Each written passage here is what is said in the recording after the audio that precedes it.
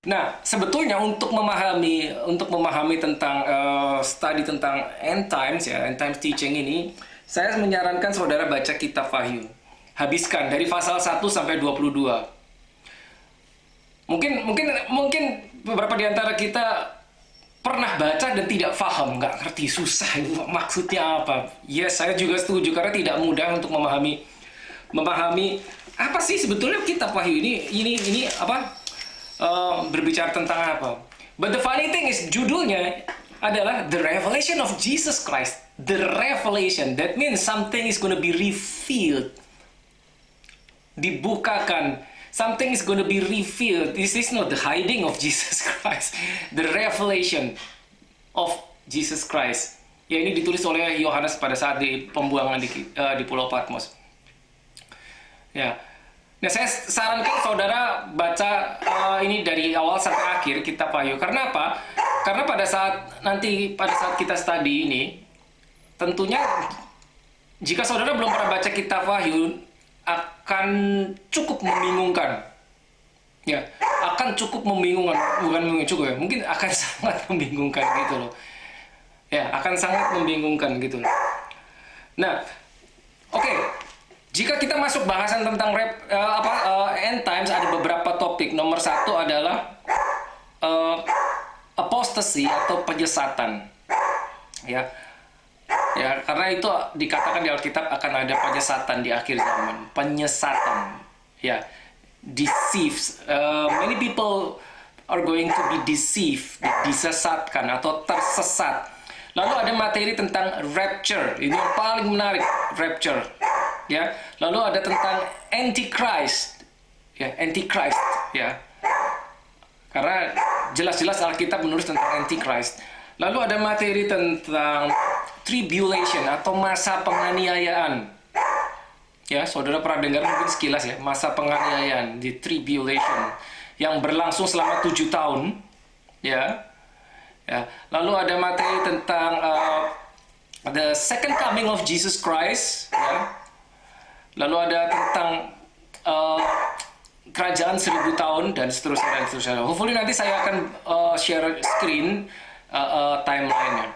Nah, dari semua materi tentang end times itu tentunya yang paling menarik atau yang paling pernah kita sekali-sekali dengar adalah mungkin tentang rapture. Oke, sebelum kita start, saudara pernah dengar istilah rapture? Ya, kira-kira kalau saudara dengar istilah rapture, apa yang ada di pikiran saudara?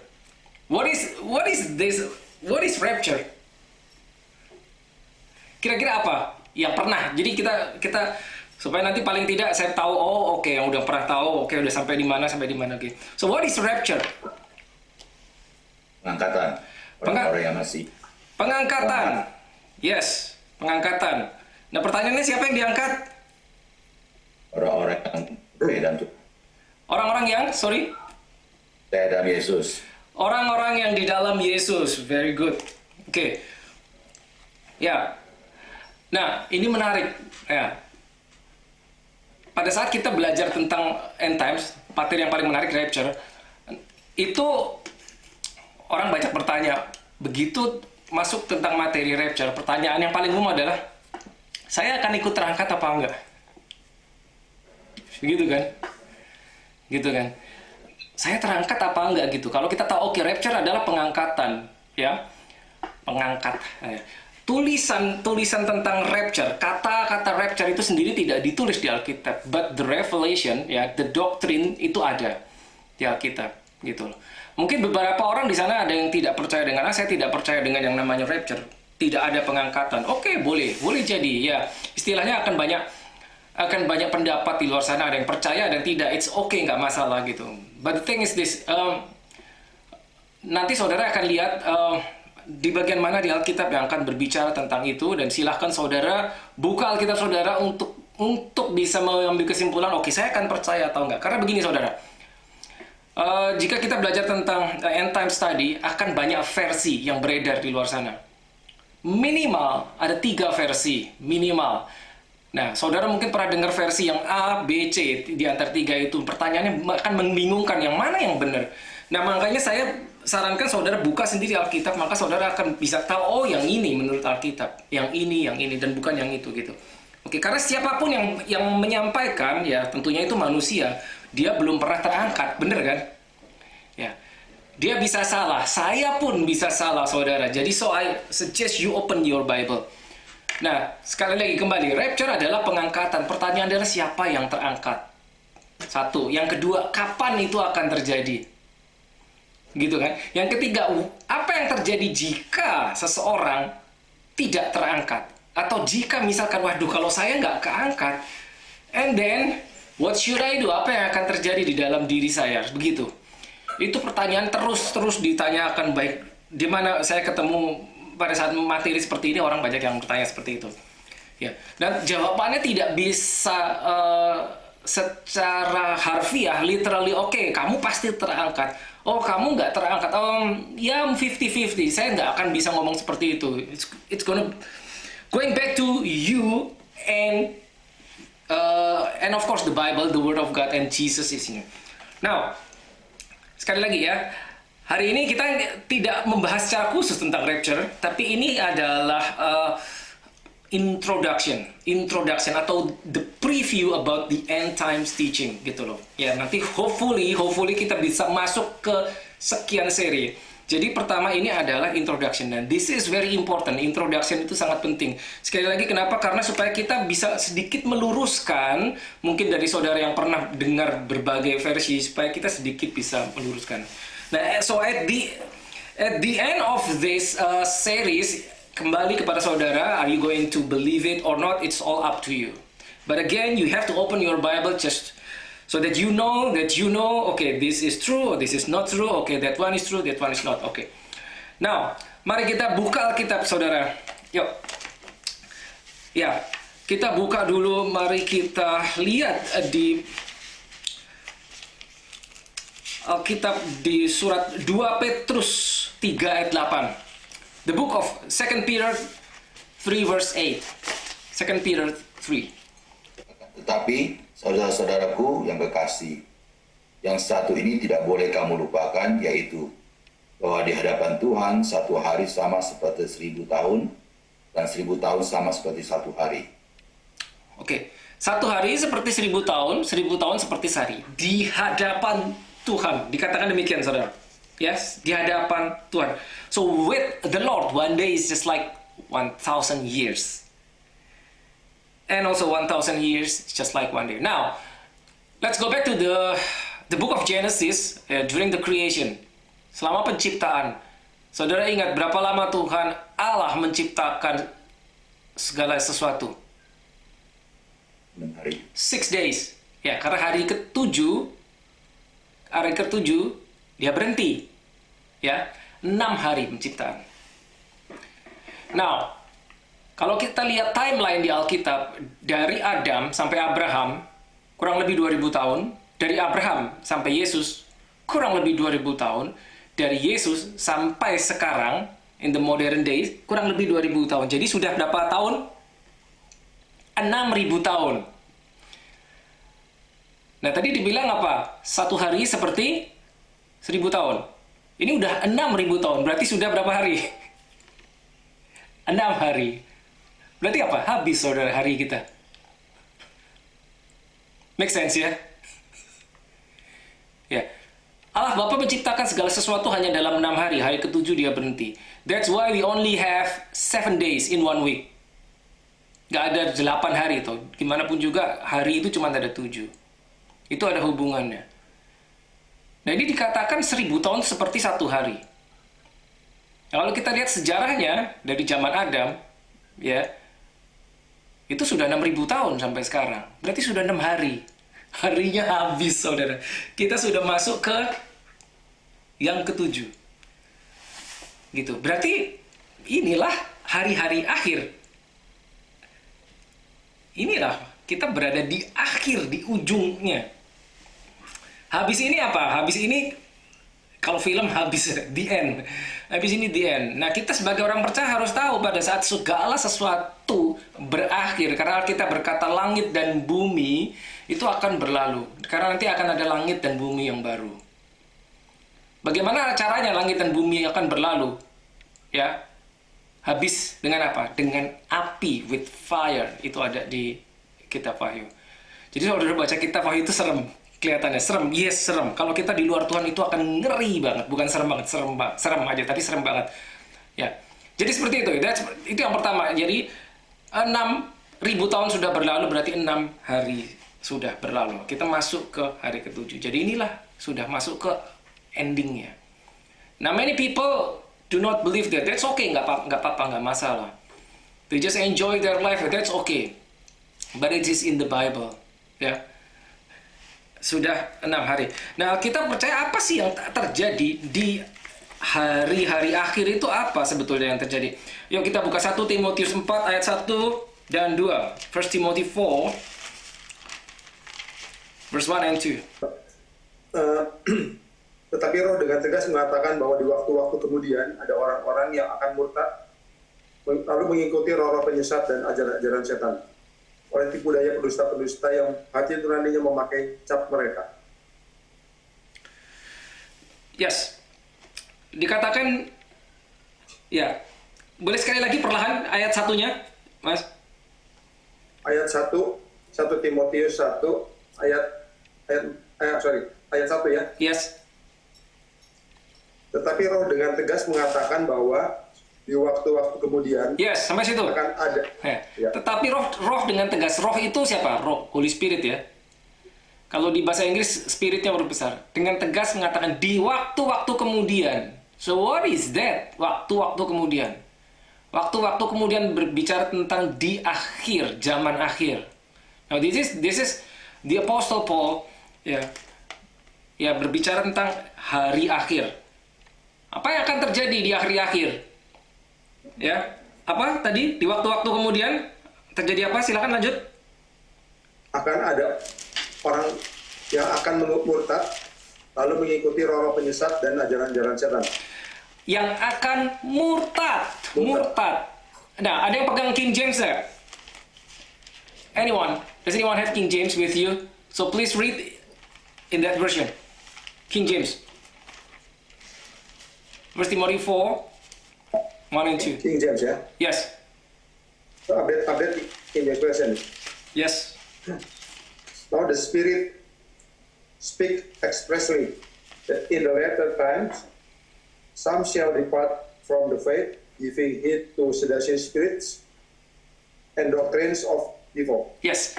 Depart from the faith. Bahasa Indonesia mengatakan murtad. Depart from the faith. Nah, ya murtad itu mungkin sedikit berbeda. Tapi this is a bit more accurate. Depart from the faith. Nah, maksudnya apa depart from the faith? Di hari-hari akhir akan banyak orang yang meninggalkan iman. Nah, ini terjadi, saudara. Maksudnya apa meninggalkan iman? Meninggalkan iman, kepercayaan kepada Kristus. Nah, kalau kita kembali ke Lukas 18 ayat 8, boleh secara cepat saya bacakan aja biar cepat. Lukas 18 ayat 8. Nah, ini Yesus yang berkata, Lukas 18 ayat 8. I tell you, this is Jesus himself.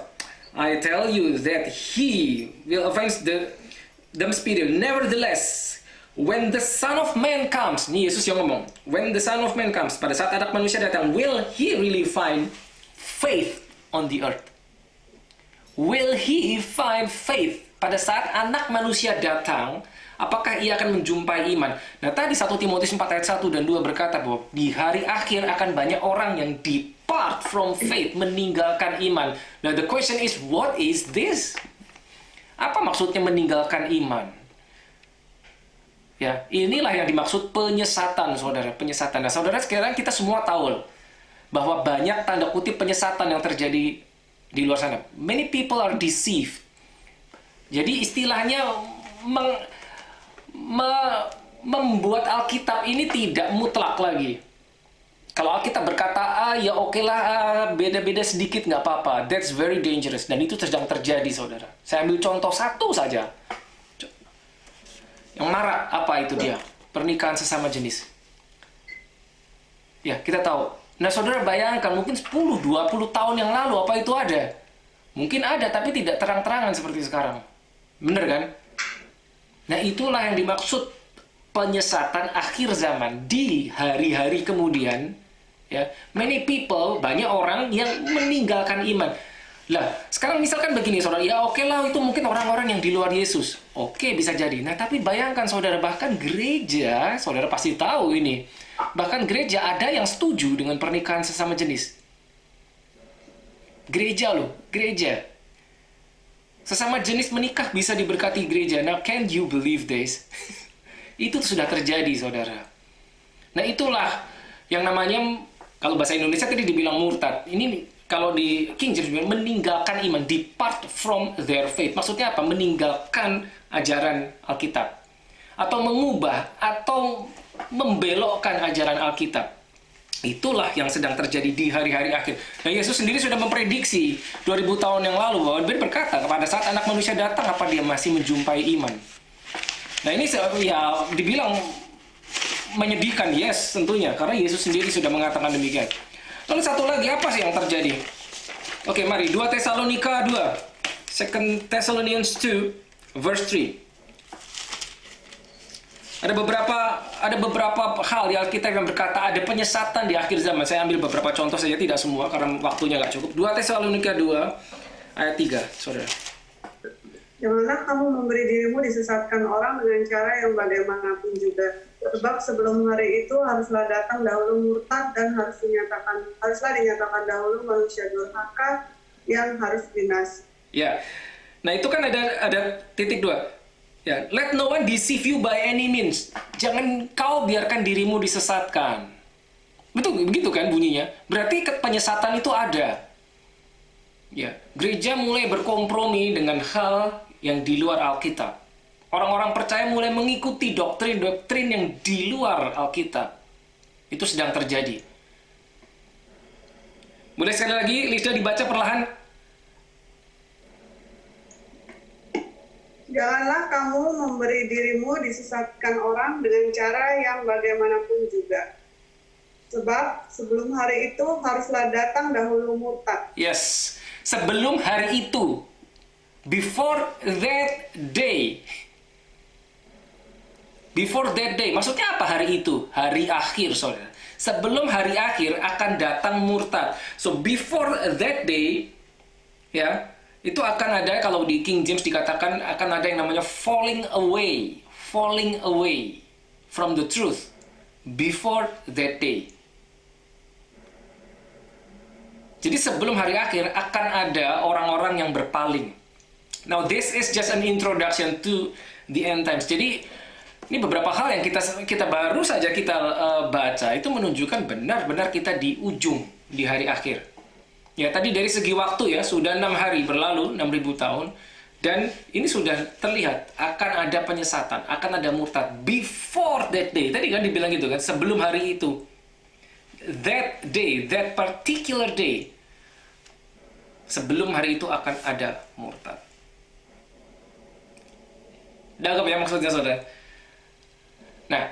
Nah, paling tidak 2 ini ya, sebetulnya ada beberapa lagi ayat lainnya yang berkata bahwa ada yang namanya deception, penyesatan, pemurtatan ya di hari akhir. Tapi paling tidak 2 ini saja sudah membuktikan bahwa oke. Ini adalah di ujung-ujung. Kita berada di ujung-ujung. Ya. Now, pertanyaannya, what is faith in Jesus? Nah, apakah saudara lahir baru? Kalau saudara ditanya apakah saudara lahir baru? Jawabannya yes. Ya, many people, kalau saudara tanya di gereja, apakah kamu lahir baru? Banyak dari mereka yang berkata, yes, saya lahir baru. Tapi beberapa di antara mereka have no idea. Lahir baru maksudnya apa ya? Gitu. Newborn. Are you born again Christian? Tidak semua mereka tahu. Nah, saudara mungkin akan terkejut kalau saudara menanyakan orang gereja. I'm talking about Christians. Are you born again? Ya, tidak semua mereka tahu. Saudara mungkin akan terkejut. Nah, kalau saudara bertanya lebih jauh, oke, misalkan ada orang, saudara tanya, oke, kamu lahir baru nggak? Oh yes, I'm born again Christian. So what is that? What is that? Being born again Can you explain to me what it means? What it means by being born again? Apa artinya lahir baru? Saudara bisa jelaskan nggak? Nah, yang ini, pertanyaan yang ini, lebih dari 75% orang akan tidak tahu. Meskipun mereka bilang bahwa oke, I am born again, tapi lebih banyak mereka yang tidak bisa menjelaskan apa maksudnya lahir baru.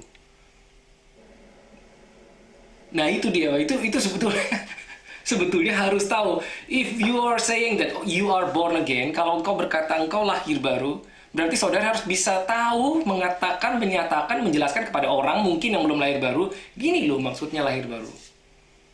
Gitu loh. Tadi kan dibilang banyak yang depart from their faith. Ya, so what faith? Maksudnya apa? Keluar dari iman. Apa langsung pindah agama seperti itu? Belum tentu, saudara. Tidak harus orang yang pindah ke agama lain. Itu yang dimaksud depart from the faith. Benar, tapi tidak selalu harus seperti itu. Mereka bisa tetap berada di gereja, but they do not know what it means by have faith in Jesus. Tidak tahu artinya lahir baru. Nah, itu yang bahaya.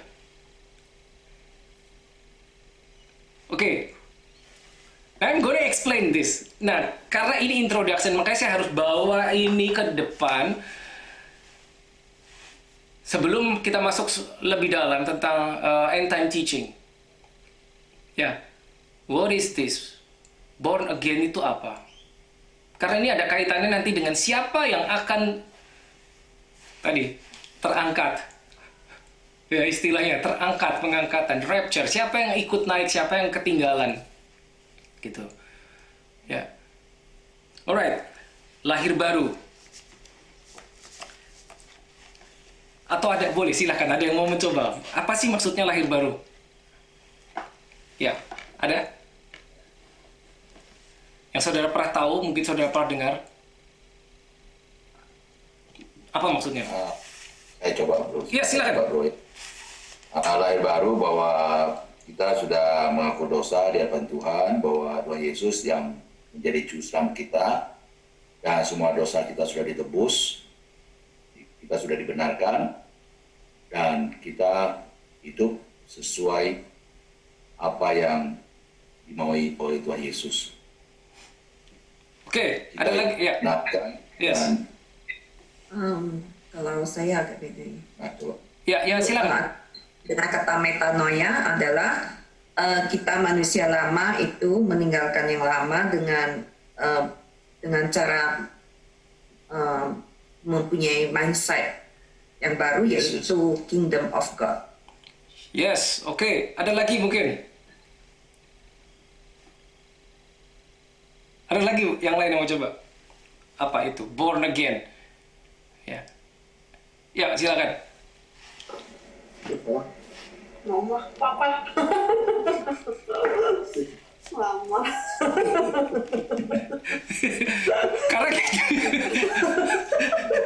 Karena mungkin di gereja kita nggak bakal ditanya seperti itu. Tapi bukankah ini mengejutkan? Pada saat kita ditanya, kita bingung apa ya? Coba pikir, think about it. Meninggalkan yang lama, manusia lama menjadi manusia baru serupa dengan Tuhan Yesus. Ya, oke. Nah, dari semua penjelasan itu benar. Cuma sekarang gini, apa yang Alkitab katakan, ya, maksudnya gini, lahir baru itu kan selamat, ya. Are you saved? Kan gitu kan, saved maksudnya diselamatkan. Kata saved, ya, itu selamat, lahir baru. Maksudnya being born again, it means you are saved.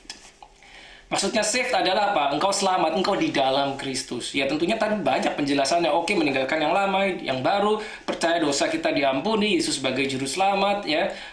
Yang hidup seperti Yesus, ya.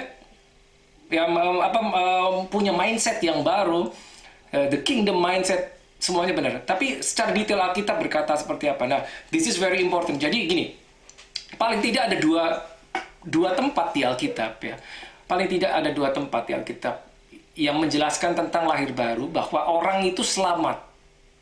Nah, selamat pertanyaannya kalau saudara mungkin ketemu orang akan misalkan saudara bertanya, "Oke, are you saved?" Orang itu mungkin kalau belum sama orang itu akan bingung. What do you mean saved? Saved from what? Kan gitu kan. Selamat dari apa? Kata selamat itu berarti menunjukkan bahwa orang itu sedang tidak selamat. Maka ditanya, "Kamu udah selamat belum?" Kan gitu kan. Ya tentunya kita tahu sebagai kita tentunya tahu lah sampai tahap ini kita udah study segitu lama, kita mestinya tahu diselamatkan dari apa? Selamatkan dari hukuman kekal, yaitu apa ya? Semualah yang kita pernah baca, pelajari di perjanjian lama dan seterusnya. Oke, kita nggak akan masuk ke detail itu, tapi ini yang penting saudara. Di Alkitab, zaman Yesus, pada saat Yesus 3,5 tahun berjalan di atas muka bumi, dia cuman sekali-kalinya berkata-kata tentang kamu harus lahir baru. Dan itu dia katakan ya kepada seorang Farisi yang bernama Nikodemus. Ada di Yohanes 3 ayat 3 dan Yohanes 3 ayat 5. It's very easy to remember. Yohanes 3 ayat 3, Yohanes 3 ayat 5. Oke, saudara pasti sudah pernah dengar. Suatu saat Nikodemus datang dan Yesus bilang, "Kamu harus lahir baru. Jika kamu tidak lahir baru, if you're not born again, you cannot see the kingdom of God." Ya, dan seterusnya. Yohanes 3 ayat 3, Yohanes 3 ayat 5. Nah, tapi detailnya apa itu lahir baru, apa itu maksudnya diselamatkan, bagaimana diselamatkan, itu revelation itu diberikan kepada Rasul Paulus. Perjanjian baru, the Apostle of Paul. Hanya Paulus yang menulis di Alkitab secara detail. Nah, sekarang kita akan lihat di mana Paulus nulis seperti itu. Nah, oke, kita pergi ke Roma 1. Roma pasal pertama.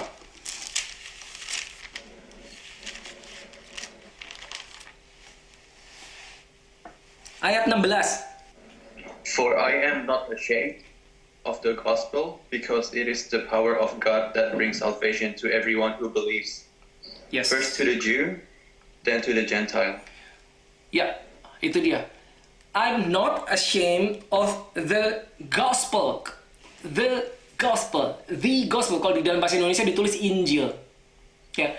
Nah, perhatikan baik-baik. The gospel. That gospel. What gospel? Apa? Injil yang mana? Grace. Ya. Which gospel? Because there are many gospels. Makanya si Paulus bilang, this gospel, the one that I'm preaching to you. Tadi sudah dibaca, but okay, let me just read this one more time from the King James Version. For I'm not ashamed of the gospel of Christ. Now, what gospel? Ini Paulus. Jadi bukan sembarang gospel. The gospel of Christ. Karena nanti pada saat kita belajar tentang End Times series, nanti ada another gospel. Ya, jadi ini Paulus bilang, so I'm not ashamed of the gospel of Christ because it is the power of God, ya, to salvation. Atau tadi yang dibaca Canada, it is the power of God that brings salvation. Bring salvation. Nah, saudara pada saat baca ini pelan-pelan, si Paulus, ya, Rasul Paulus, dia yang mendapat revelation tentang the gospel. Ya, tentunya kita tahu, okay, what gospel is that? The gospel of Christ, jelas-jelas di sini. So it's all about the grace teaching. Tapi ini luar biasa karena dibilang apa? It's the power of God that brings salvation. Itu adalah kekuatan yang membuat engkau diselamatkan. Jadi yang membuat engkau diselamatkan, apa itu? That is the gospel. Kalau bahasa Indonesia Injil ya, ditulisnya Injil ya. Betul kan? Injil. Nah, di sini bilang, that is the gospel, the power unto salvation. Jadi orang yang mau selamat itu harus percaya dengan Injil, the gospel. Nah, pasti ada pertanyaan lanjutan. Oke, the gospel apa? Paulus bilang, the gospel of Christ. Apa itu the gospel of Christ? Now let's go to 1 Corinthians 15 verse 1 through 4. 1 Korintus 15 ayat 1 sampai 4. Di situ dijelaskan what is the gospel. Nah, tapi saudara ini ya apa? Because this is gonna be very detailed. Jadi saudara please so I hope you will take notes. Saya harap saudara bisa mencatat karena kalau enggak ini minggu depan saudara akan lupa. Kalau enggak nanti lupa. Now the thing is this. Now why is this very important? Because one day you're gonna tell this to other people. Ya, dari pertanyaan yang tadi bahwa apakah engkau selamat? Engkau sudah diselamatkan. Are you born again? Are you saved? Yes. So how can you be saved? Bagaimana engkau bisa selamat?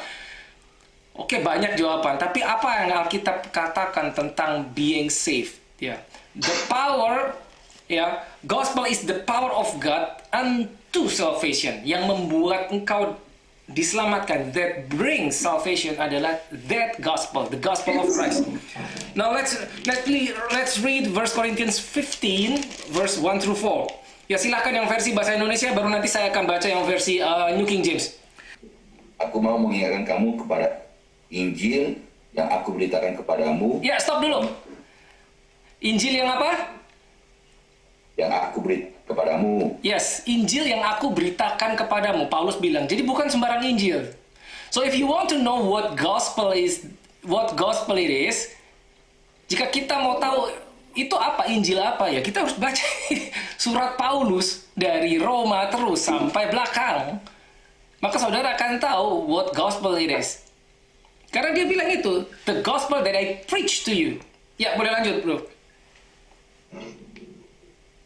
Dan yang di dalamnya kamu teguh berdiri. Injil itu kamu diselamatkan. Ya, stop dulu. By which you are saved. Oleh Injil itu kamu diselamatkan. Boleh sekali lagi diulang bagian itu? Oleh Injil itu kamu diselamatkan. Yes. Berarti kamu diselamatkan oleh apa? Injil itu. Injil. Ya. Nangkap ya? Tadi di Roma 1 ayat 16 dikatakan apa? Injil itu, that gospel of Christ is the power that brings salvation. Lalu 1 Korintus 15 ayat 1-4 dia bilang apa? Oleh Injil itu kamu diselamatkan. Boleh lanjut. Asal kamu teguh berpegang padanya, seperti telah kuberitakan kepadamu. Kecuali kalau kamu telah sia-sia saja menjadi percaya. Yes. Nah, sayangnya itu terjemahannya kurang akurat. Kurang akurat, tapi boleh lanjutin. Nanti kita baca yang versi King James-nya. Ya. Oke. 3. Sebab yang sangat penting telah kusampaikan padamu, yaitu apa yang telah kuterima sendiri, ialah bahwa Kristus karena dosa-dosa kita sesuai dengan kitab suci. 4. Bahwa ia telah dikuburkan dan bahwa ia telah dibagikan pada 3 sesuai dengan kitab suci. Yes. Nah, kalau saudara baca 1 Korintus 15 ayat 1-4, cuman baca doang, most likely you'll miss many things. Kalau kita cuma baca aja, biasanya kita akan kelewat detailnya. Ya, this is something common. Kayak, ini hal yang biasa aja. Itu pentingnya meditate on the word. Oke, saya akan baca dari versi King James, dan saya akan berhenti beberapa kali untuk bring up the details. The details. Karena kita mau cari tahu Injil itu apa yang menyelamatkan, kenapa, apa sih intinya, detailnya itu apa. Oke, kalau saudara punya King James boleh buka, saya akan bacakan dan saya akan stop di beberapa tempat untuk memberi penekanan sehingga saudara dapat detailnya. Ya, oke. Ayat 1. Moreover, brethren, I declare to you the gospel which I preach to you. Stop sampai situ. I declare to you the gospel which I preach to you. Jadi Paulus itu mendeklarasikan Injil yang dia beritakan. Bukan Injil yang lain. Koma, which also you received and in which you stand. Yang Injil yang telah engkau terima dan di atasnya engkau teguh berdiri. Stop dulu sampai situ. Berarti apa? Engkau harus terima. You got that? Karena dikatakan which you received and in which you stand. Engkau harus terima dan engkau harus teguh berdiri. Nanti kita akan tahu kenapa harus terima, kenapa harus teguh berdiri. Koma. Ayat 2. By which also you are saved. Yang olehnya engkau selamat. Yang oleh Injil itu engkau diselamatkan. Nah ini baru sampai situ. Ini udah luar biasa. Itu titik. Oleh Injil tadi yang aku beritakan kepadamu, yang engkau harus terima, yang di atasnya engkau harus teguh berdiri, ya, itulah yang menyelamatkan engkau. Nah, itu detail saudara. Kalau saudara nggak begini modelnya, saudara akan kelewat detailnya. Itu titik. Lalu, if, apa artinya if? Jika, berarti apa? Kondisi, conditional. If itu 50-50 saudara. Makanya ada if. If you hold fast that word. Jika engkau berpegang teguh dengan Injil tersebut yang aku beritakan, ya, maka itu semua akan membuat engkau selamat. Jika engkau berpegang teguh. Unless you believe in vain. Karena jika tidak, engkau akan sia-sia percaya. Saya ulangi yang terakhir. Karena jika tidak demikian, engkau akan percaya dengan sia-sia. Nah, berarti apa? Karena itu tadi ada if. Berarti bisa jadi ada orang yang sia-sia percaya. You got that? Bisa jadi sia-sia kepercayaanmu jika kita tidak terima, ya, jika kita tidak menerima, atau jika kita tidak berpegang teguh dan berdiri di atasnya. Ini I'm just reading the Bible. That's it. I'm just reading ya. Saya tidak menambah apa-apa, cuman saya bacakan aja. Ya, but again, sekali lagi karena sometimes terjemahan di bahasa Indonesia itu kurang akurat. Nah, ayat 3. Now this is amazing. Ayat 3 ini yang berkata, apa itu Injil? Dia kan dari tadi baru bilang Injil yang kuberitakan. Injil yang kuberitakan ya, the gospel of Christ. Tapi inti dari the gospel of Christ itu apa? Itu ada di ayat 3. Now, for I deliver to you, aku sampaikan kepadamu.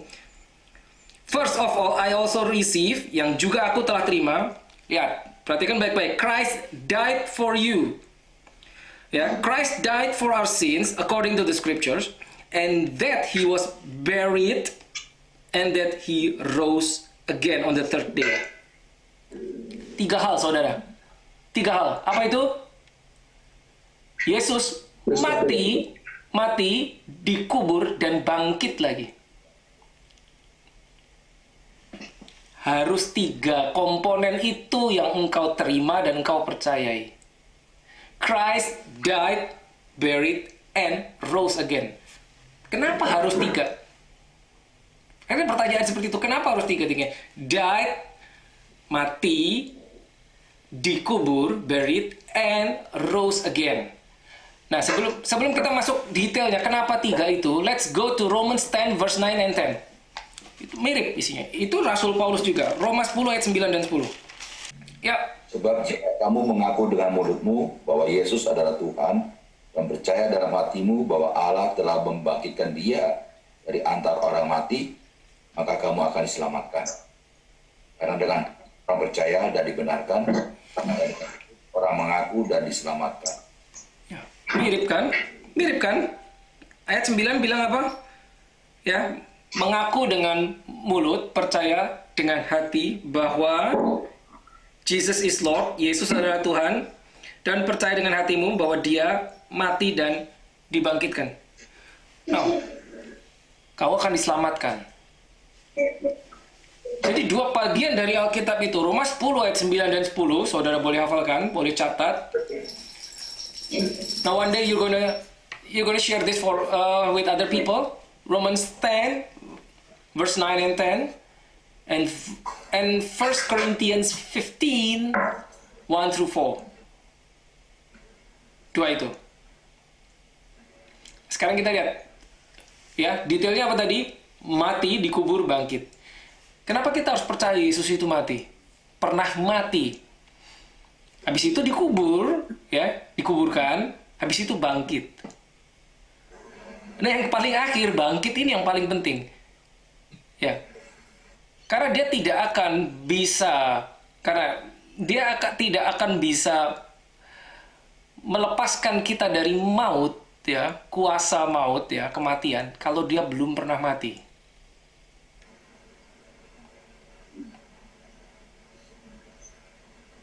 Ya. The strength of sin, ya, kuasa, ya, sengat dosa adalah maut. Maut kan. Jadi setiap orang yang berdosa, kita kembali ke perjanjian lama, hukumannya satu, mati. Nah, bagaimana Yesus mau membebaskan itu? Dia harus tanggung itu. Berarti dia harus mati. Oke? Ya, itu yang sering kali pada saat itu orang-orang, pada saat Yesus datang ke bumi, banyak orang yang nggak percaya dia Mesias. Loh, Mesias kok mati? Gitu loh. Tapi makanya hari ketiga bangkit lagi. Dia harus bangkit sehingga apa? Sehingga our Lord is a living Lord. Gitu loh. Our Lord is a living Lord, bukan a dead Lord. Nah, banyak tokoh-tokoh agama, kita sebut agama apapun juga, banyak orang-orang hebat, but they're all dead. Cuman satu yang pernah mati, bangun lagi, habis itu dia nggak mati lagi. Maka unsur itu penting, mati, dikuburkan, bangun. Nah, kenapa harus ada dikuburkan, nggak mati dan bangun? Kenapa? Kata menguburkan, buried, dead, buried and rose again, dikuburkan itu membuktikan, karena kita harus tahu bahwa dia benar-benar turun ke dunia orang mati, dikuburkan, underworld, turun di bawah bumi, kuburkan, masuk ke dunia orang mati, ngapain? Itu ada, that's another teaching. Tapi apa yang dia lakukan, itu yang saya pernah share waktu itu, antara hari Jumat sampai hari Minggu. Karena dia mati hari Jumat, dia bangkit hari Minggu. Apa yang terjadi antara Jumat sampai Minggu? Tidak banyak yang tahu, tapi itulah yang terjadi. Dia merebut kunci maut. Maka dia harus masuk ke dalam dunia orang mati. Begitu ya, saudara? Cakep ya? That is the gospel. Yang disampaikan oleh Paulus. Dia bilang itulah yang menyelamatkan engkau. Nah, the problem is, banyak orang percaya Yesus, tapi tidak selamat. Loh, kok bisa? Bisa. Karena banyak orang percaya Yesus dan mengaku Yesus sebagai teacher. Yesus sebagai guru. Bahkan bukan cuma guru, a great teacher, guru yang hebat, guru yang paling top. Tapi itu tidak menyelamatkan, saudara. Bahkan zaman dulu Yesus di atas bumi, orang-orang banyak yang mengaku, mengatakan demikian, seorang nabi besar telah hadir di tengah kita. Mereka aku Yesus cuma sebagai nabi doang. Selamat nggak? Tidak. Menurut Alkitab, yang baru saja kita baca, itu tidak menyelamatkan. Makanya tadi Paulus bilang kan di 1 Korintus 15, ayat 1-4, ya, the gospel that I preach. Kita harus tahu what gospel. Maka disebutkan di ayat 3. Jesus died, buried, and rose again. 3 hal itu kita harus tahu, kita terima, dan di atasnya kita berdiri teguh, berpegang teguh. Karena dia berkata, jangan kamu percaya dengan sampai sia-sia percaya. Itu. Kalau cuma percaya Yesus, ya saya percaya Yesus. Yesus, he is a great teacher. Banyak orang percaya Yesus adalah guru yang luar biasa. Seorang filsuf, ahli filsafat. Tapi itu tidak menyelamatkan, saudara. Ya, saudara nangkap sampai sini. Karena sebetulnya begini. Kita kalau belajar, if we study the Bible, mungkin saya bisa katakan one of the most important thing, if not the most important things adalah understanding of the doctrine of salvation. Engkau selamat dulu, gitu. Tapi bukan cuma oke, saya selamat, udah selesai. Tapi tidak, kau tahu kenapa kau selamat, di mana di Alkitab yang menyatakan kau selamat. Jadi engkau tahu, saudara tahu, itu akan menjadi fondasi yang kuat dan tidak akan tergoyahkan. Begitu, saudara. Sehingga kau bisa menjelaskan ke orang lain, gitu loh. Nah, ini akan mengejutkan karena pada saat tadi saya sudah sempat di awal saya sempat singgung ya di depan bahwa akan mengejutkan karena banyak orang Kristen nggak tahu. Nggak tahu apa Injil yang menyelamatkan tuh apa. Mereka nggak bisa jawab loh saudara. Udah puluhan tahun jadi orang Kristen, rajin ke gereja. Apa Injil yang menyelamatkan? Tidak tahu. Kamu lahir baru? Iya, saya lahir baru. Apa itu lahir baru? Tidak bisa menjelaskan. Gitu. Saat ini saudara sudah tahu. Nah, kenapa kita harus mulai dari situ? Ini ada hubungannya dengan tadi kalau kita masuk ke materi end times. Kenapa? Karena pada saat nanti kita masuk ke materi end times ya, rapture ya. Kita akan start nanti dari rapture. Ya, rapture tadi kan dibilang pengangkatan. Nah, siapa saja yang terangkat? Gitu kan? Orang yang percaya di dalam Yesus kan tadi dia jawab sama Brother Umar. Orang yang percaya dengan Yesus. Nah, sekarang kita udah bisa jawab percayanya seperti apa. Ya, saya rasa sudah terjawab karena tadi kita sudah baca ya di 1 Timotius 4 sama 2 Tesalonika 2 bahwa di hari-hari ini akhir akan banyak penyesatan, orang yang keluar dari iman. Maksudnya apa? Mereka tahu Alkitab ya, tahu, mungkin dengar ya, atau mungkin pernah baca, tapi pada prakteknya mereka tidak percaya, tidak menjalankan, atau diubah. Ya. Seperti itu. Bukan yang model kayak gitu, bukan. Seperti itu. Nah, saya harap ini sedikit banyak sudah beri gambaran, oke, rapture. Karena rapture itu pengangkatan. Begini saudara, nanti pada saat kita belajar tentang materi tentang rapture, ya, kita akan belajar apa yang terjadi pada saat kita terangkat, setelah kita terangkat, dan apa yang terjadi atas orang-orang yang tidak terangkat, orang-orang yang tertinggal, gitu.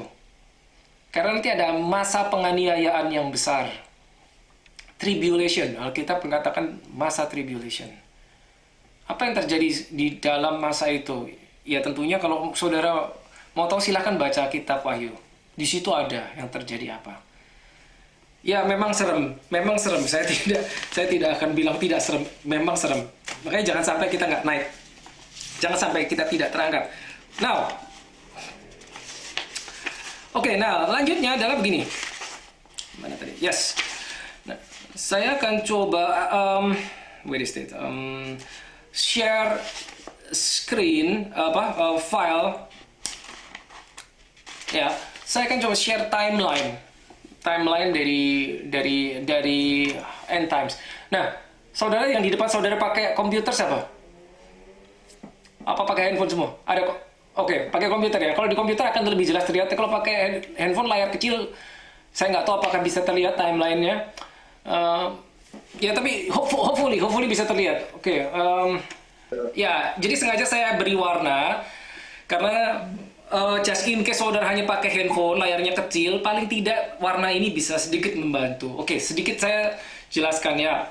Ya tentunya ini ilustrasi saja ya. Saya bikin cuman secara cepat aja, paling tidak bisa membantu daripada kita cuma ngebayangin apa yang akan terjadi. So hopefully this will help. Now, ya ini timeline-nya. Tentunya gini, ini yang warna biru kelihatan ya tulisannya Torah ya, Torah atau law, hukum Taurat. Lalu ada salib. Lalu warna hijau ini church age. Nah kita sekarang ada di yang ini, saudara. Kursor saya kelihatan nggak nih? Ya, kelihatan. Alright. Nah, tentunya kalau kita pergi ke kiri, nih sebelum yang warna biru ini, itu masih ada lagi di sebelah kirinya. Ya, karena hukum Taurat ini dimulai baru zaman Musa. Jadi kurang lebih 340 sampai 400 tahun sebelum Yesus datang itu baru dimulai hukum Taurat. Nah sebelum Musa tentunya sudah ada peradaban manusia, tentunya dari Adam melalui Nuh, Abraham, terus sampailah kepada seorang yang bernama Musa, yang Alkitab mengatakan yaitu Musa itu adalah abdi Allah, dikatakan di Alkitab bahasa Indonesia ya. Melalui Musa diberikan hukum Taurat. Dan saudara mesti ingat kalau saudara baca Alkitab ya, Perjanjian Lama tentunya itu sebagian besar itu Allah Bapa itu hanya berurusan dengan satu jenis bangsa saja. Yang ada di dalam rencana master plan lah katakanlah. Di dalam master plan-nya Allah Bapa itu cuma satu bangsa, yaitu apa? Israel saja. Bangsa lain, tanda kutip lah, saya menggunakan istilah, nggak dianggap. Cuman bangsa Israel. Bangsa Israel berawal dari Abraham tentunya. Saudara tahu ya ceritanya, Abraham turun-temurun punya anak Ishak, Ishak punya anak Yakub. Nah, Yakub inilah yang suatu saat berubah menjadi Israel. Namanya diubah menjadi Israel. Jacob berubah nama menjadi Israel dan melahirkan sebuah bangsa yang sampai sekarang masih ada, masih eksis, bangsa Israel. Nah, hukum Taurat ini diberikan kepada bangsa Israel. Nah, sampai suatu ketika Yesus datang di atas bumi, ya toh? Yang ini, salib ini. Nah, lalu di Alkitab mulailah perjanjian baru. Ya, perjanjian baru kalau di Alkitab kita itu dari Matius tentunya, Matius, Markus, Lukas, Yohanes. Ya. Nah, tapi sebetulnya Matius, Markus, Lukas, Yohanes itu bisa dikatakan itu masih berlaku perjanjian lama, masih di bawah hukum Taurat. Seluruh bangsa Israel masih berada di bawah hukum Taurat. Jadi seperti itu masih perjanjian lama sebetulnya, walaupun di buku itu dimasukkan ke dalam perjanjian baru. Tapi perjanjian baru atau New Covenant itu sebetulnya baru start setelah salib. Nah, Matius, Markus, Lukas, Yohanes itu kan menceritakan dari Yesus lahir. Jadi itu masih di sini sebetulnya, masih warna biru ini. Sampai salib itu mengubah segalanya. Dari salib ini ke kanan, ini yang warna hijau. Nah, kita sekarang ada di warna hijau. Nah, sedikit saya jelaskan begini, saudara. Tadi ya, semuanya itu didesain untuk bangsa Israel. Keselamatan, hukum Taurat, segala macam. Keselamatan itu hanya untuk bangsa Israel. Ya. Kita secara fisik, kita non-Israel. Jadi seharusnya kita nggak masuk, saudara. Kita tidak termasuk. Tapi, nah ini ada tapinya. Karena bangsa Israel menolak Mesias saat Yesus datang, ditolak kan sama mereka. Ya, mereka tidak percaya bahwa Yesus adalah Mesias. Oleh karena itu, keselamatan diberikan kepada Gentiles, segala bangsa, termasuk kita.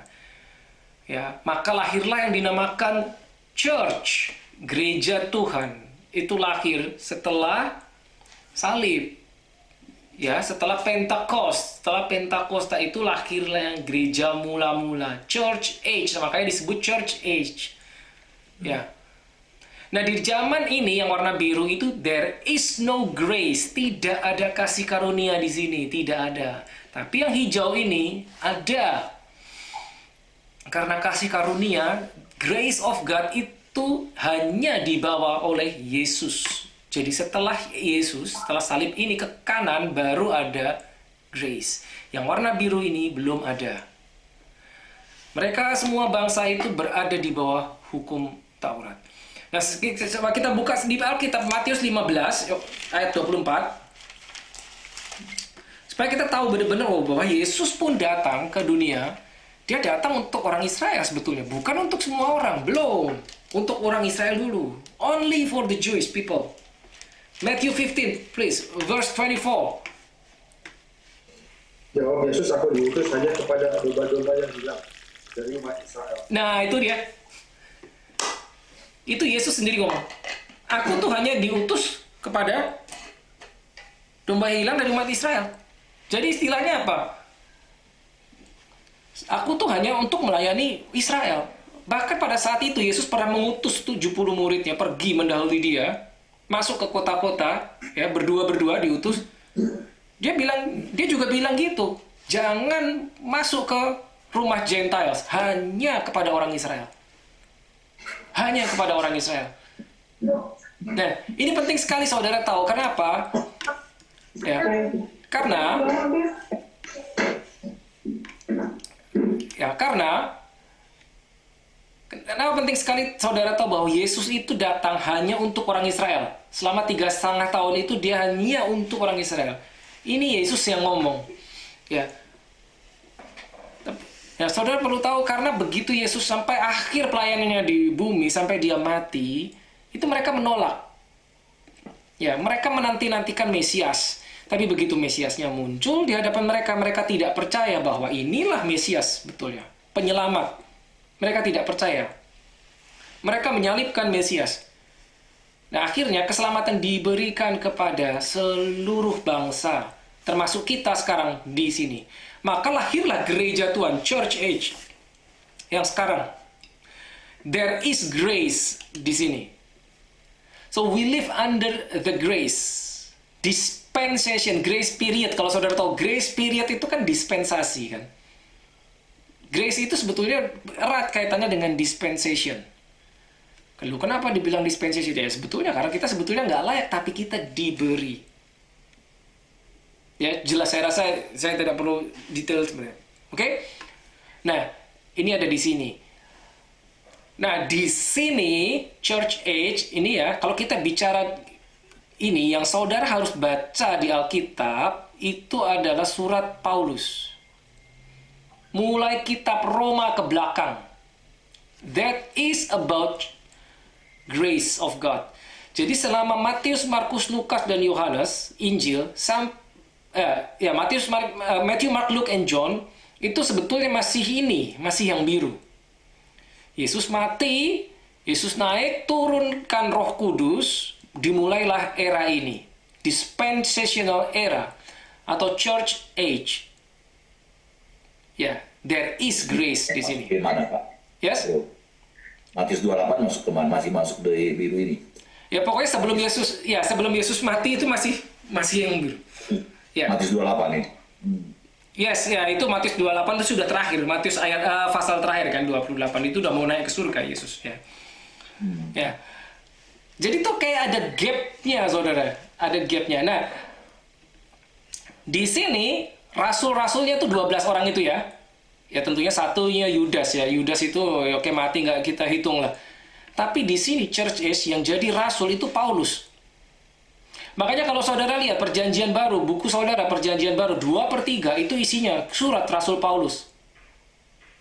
Kenapa? Karena itulah buat engkau. Engkau tuh bagian dari yang hijau ini, bukan bagian yang biru ini. Engkau dan aku itu bagian yang hijau itu. Jadi kita harus tahu surat Rasul Paulus. Karena banyak revelation yang memuat di dalamnya, memuat the grace of God itu adanya di surat Rasul Paulus. Jadi kalau saudara baca Roma, it's amazing. Roma sama Galatia itu luar biasa. Saudara akan mengetahui kasih karunia itu seperti apa. Saudara baca Roma, Galatia dan terus ke belakang. Itu buat gereja Tuhan di sini. Gitu, dispensation. Nah, sampai kapan? Sampai sini. Ada panah ke atas ini, rapture. Nah, rapture itu tadi apa bahasa Indonesia? Pengangkatan. Pertanyaan yang diangkat yang mana? Yang ini, yang hijau yang diangkat. Sehingga, ya, begini. Lihat ya, pelan-pelan ya. Yang biru, ini Allah Bapa berurusan sama Israel. Karena dia yang menciptakan Israel, dia mengasihi Israel. Meskipun Israel seringkali meninggalkan dia, dengan beribadah kepada Allah asing, kita tahu ya, menyembah berhala, lalu jatuh ke tangan musuh, mereka bertobat, oke, dipulihkan, menyembah berhala lagi, jatuh ke tangan musuh, bolak-balik seperti itu.